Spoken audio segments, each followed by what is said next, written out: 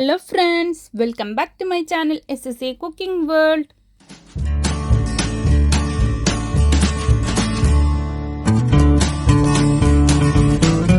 ഇന്ന് ഞാൻ നിങ്ങളുടെ മുമ്പിൽ വന്നിട്ടുള്ളത് നല്ല ടേസ്റ്റിയും നമ്മളുടെ 90s കിഡ്സിൻ്റെ ഫേവറേറ്റും ആയിട്ടുള്ള ചക്കക്കുരു മിഠായിൻ്റെ റെസിപ്പിയുമായിട്ടാണ് കേട്ടോ.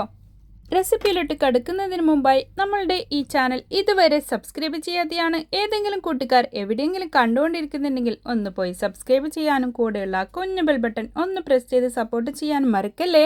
എന്നാലേ ഞാനിടുന്ന പുതിയ പുതിയ വീഡിയോസിൻ്റെ നോട്ടിഫിക്കേഷൻ നിങ്ങളിലെത്തുകയുള്ളൂ, നിങ്ങൾക്കത് അപ്പോഴപ്പോൾ തന്നെ കാണാനും പറ്റത്തുള്ളൂ. ഇത് തയ്യാറാക്കാൻ വേണ്ടിയിട്ട് കുറഞ്ഞ ഇൻഗ്രീഡിയൻറ്റ് മാത്രം മതി. ഒരു 2 ഇൻഗ്രീഡിയൻ്റാണ് മെയിനായിട്ട് വേണ്ടിയിട്ടുള്ളത്. മൈദപ്പൊടിയും അതുപോലെ തന്നെ ഷുഗറും. ഇതിലേക്ക് ഞാൻ 1 കപ്പ് മൈദപ്പൊടിയാണ് ഇട്ടുകൊടുത്തിട്ടുള്ളത്.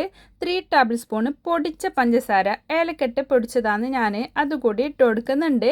പിന്നെ അതിലേക്ക് ഒരു പിഞ്ച് ഉപ്പ് ചേർത്ത് കൊടുക്കാം. 3 ടേബിൾ സ്പൂൺ സൺഫ്ലവർ ഓയിൽ കൂടിയാണ് ഇപ്പം ഞാൻ ചേർത്ത് കൊടുക്കുന്നുള്ളത്. എന്നിട്ട് ഒന്ന് കൈകൊണ്ട് നല്ലപോലെ മിക്സ് ചെയ്തെടുക്കാം. അതിനുശേഷം നമ്മൾ ഇതിലേക്ക് ഒരു 1/4 കപ്പ് മാത്രം മതി കേട്ടോ വെള്ളം. 1/4 കപ്പ് നോർമൽ വാട്ടർ ഒഴിച്ചിട്ട് നമുക്കതിനെ നല്ല സോഫ്റ്റായിട്ട് കുഴച്ചെടുക്കാം. ഇത് കുഴച്ചെടുത്തതിന് ശേഷം നമ്മൾ അരമണിക്കൂർ റെസ്റ്റ് ചെയ്യാൻ വേണ്ടി വെക്കണം. അപ്പോൾ ഒന്നും കൂടി ഇത് നല്ല സോഫ്റ്റായി കിട്ടും.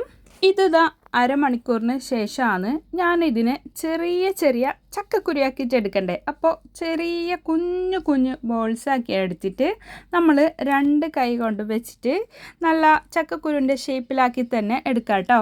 ഇത് ഒരു കയ്യിൽ മാത്രമായിട്ട് നമുക്ക് ആ ഷേപ്പായിട്ട് അങ്ങനെ കിട്ടൂല. അപ്പോൾ 2 കൈയിലും കൂട്ടിയിട്ട് വേണം നമ്മൾ ഇതിനെ ഷേപ്പാക്കി എടുക്കാൻ വേണ്ടിയിട്ട്. ഇതുപോലെയാണ് കേട്ടോ ആക്കിയെടുക്കുന്നുള്ളത്. ഇതുപോലെയാക്കിയിട്ട് നമ്മൾ ചക്കക്കുരുവിൻ്റെ ഷേപ്പ് എങ്ങനെ ഉണ്ടാവും ആ ചക്കൻ്റെ അകത്തുള്ള സീഡ്സിൻ്റെ, അപ്പോൾ അതേ ഷേപ്പിലാക്കിയിട്ടാണ് കേട്ടോ എടുക്കുന്നുള്ളത്.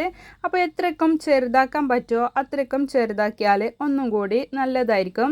അല്ലെങ്കിൽ ഇത് വെന്ത് വരുന്ന സമയത്ത് കുറച്ചും കൂടി വലുപ്പമായിട്ട് വരുന്നുണ്ട്. ഇതാ ഞാൻ മുഴുവനും ഇതുപോലെ ആക്കി എടുത്തിട്ടുണ്ട് കേട്ടോ. എന്നിട്ട് നമുക്കിതിനെ നല്ല ചൂടായ ഓയിലിട്ടിട്ട് വേണം ഫ്രൈ ചെയ്തെടുക്കാൻ വേണ്ടിയിട്ട്. അതിന് വേണ്ടിയിട്ട് ഒരു പാൻ അടുപ്പത്ത് വെച്ച് കൊടുത്തിട്ട് സൺഫ്ലവർ ഓയിലാണ് കേട്ടോ ഞാൻ ഒഴിച്ചെടുത്തിട്ടുള്ളത്. അത് നല്ലോണം ചൂടായി വന്നതിന് ശേഷം ഓരോന്നും ഇതുപോലെ ഇട്ടിട്ട് നമുക്ക് ഒരുമിച്ചിട്ട് തന്നെ ഫ്രൈ ചെയ്തെടുക്കാവുന്നതേ ഉള്ളൂ. കുറേ ടൈം ഇത് സെപ്പറേറ്റ് ആക്കിയിട്ട് എടുത്തിട്ടൊന്നും ആവശ്യമില്ല.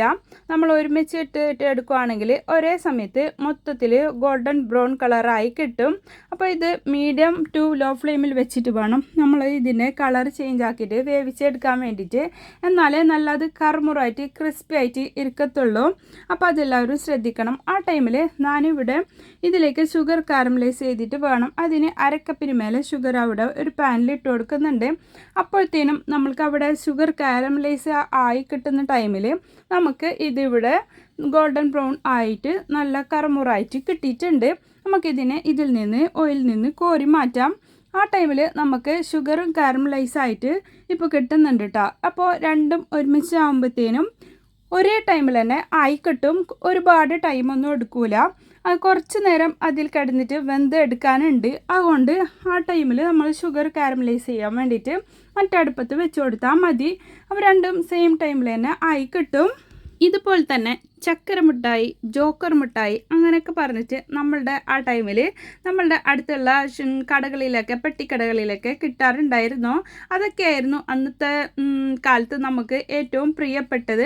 അപ്പോൾ ഇന്നും നമുക്കതിൻ്റെ ടേസ്റ്റ് അതേ രുചിയിൽ തന്നെ നമുക്ക് കിട്ടണമെങ്കിൽ ഇതുപോലെ ചെയ്തെടുത്താൽ മതി. ഇത്രയും ആയി കിട്ടിയാൽ മതി കേട്ടോ. എന്നിട്ട് അതിൻ്റെ ഫ്ലെയിം ഓഫ് ചെയ്യാം. എന്നിട്ട് നമുക്ക് ഇതിലേക്ക് ഇട്ട് കൊടുത്തിട്ട് ഒന്ന് നല്ല പോലെ മിക്സ് ചെയ്തെടുക്കാം. എന്നിട്ട് നമുക്ക് ഒരു പാത്രത്തിലേക്ക് മാറ്റി കൊടുക്കാം കേട്ടോ. ഇതിൽ തന്നെ വെക്കണ്ട. അപ്പോൾ അത് നല്ലോണം കറുമുറായിട്ട് ആടെ തന്നെ കട്ട പിടിച്ചിട്ട് പോവും. ഇത് തണുക്കുന്നതിന് മുമ്പായിട്ട് തന്നെ നമ്മൾ ഇതിനെ മാറ്റണം കേട്ടോ. ഇത് തണുത്ത് കഴിഞ്ഞാൽ നമുക്കത് അതിൽ നിന്ന് വിട്ട് കിട്ടാൻ കുറച്ച് പാടായിരിക്കും. അങ്ങനെ ചൂടോടുകൂടി തന്നെ ഞാൻ അതിനെ പ്ലേറ്റിലേക്ക് മാറ്റി കൊടുക്കുന്നുണ്ട്. അതിലാകുമ്പോൾ നമുക്ക് എളുപ്പത്തിൽ തണുത്തും കിട്ടും. എളുപ്പത്തിൽ ഇതിനെ ഓരോന്നായിട്ട് മാറ്റിയും എടുക്കാം. അങ്ങനെ മുഴുവനായിട്ടും നമുക്കിതിനെ മാറ്റിയെടുത്തതിന് ശേഷം ഒരു പാത്രത്തിലിട്ടിട്ട് അതൊരു തണുത്തതിന് ശേഷം നമുക്ക് കണ്ടെയ്നറിലാക്കിയിട്ട് 1 മാസം വരെയോ അതുപോലെ തന്നെ 2 മാസം വരെയോ എത്ര വേണമെങ്കിലും സൂക്ഷിക്കാവുന്നതേ ഉള്ളൂ. എയർ ടൈറ്റ് കണ്ടെയ്നറിൽ ഇട്ട് വെച്ചാൽ മതി. ഒട്ടും നളുപ്പൊന്നും വരില്ല, ക്രിസ്പിനെസ് പോകത്തുമില്ല. എൻ്റെ ഈ റെസിപ്പി നിങ്ങൾക്കെല്ലാവർക്കും ഇഷ്ടപ്പെട്ടെന്ന് ഞാൻ വിചാരിക്കുന്നു. ഇഷ്ടപ്പെട്ടാൽ നിങ്ങളുടെ ഫ്രണ്ട്സ് ആൻഡ് ഫാമിലിക്ക് ഒന്ന് ഷെയർ ചെയ്ത് കൊടുക്കാനും ലൈക്ക് ചെയ്യാനും നിങ്ങളുടെ വിലയേറിയ അഭിപ്രായങ്ങൾ താഴെ കമൻറ്റ് ബോക്സിൽ കൊടുക്കാനും മറക്കല്ലേ. എല്ലാ റെസിപ്പീസിൻ്റെയും മെഷർമെൻറ്റ് ഞാൻ ഡിസ്ക്രിപ്ഷൻ ബോക്സിൽ കൊടുക്കാറുണ്ട്, വേണ്ടവരവിടെ പോയി കണ്ടോളൂ. ഇനിയും ഒരുപാട് പുതിയ വീഡിയോസുമായി വരുന്നത് വരെ എല്ലാവർക്കും bye bye. Thanks for watching.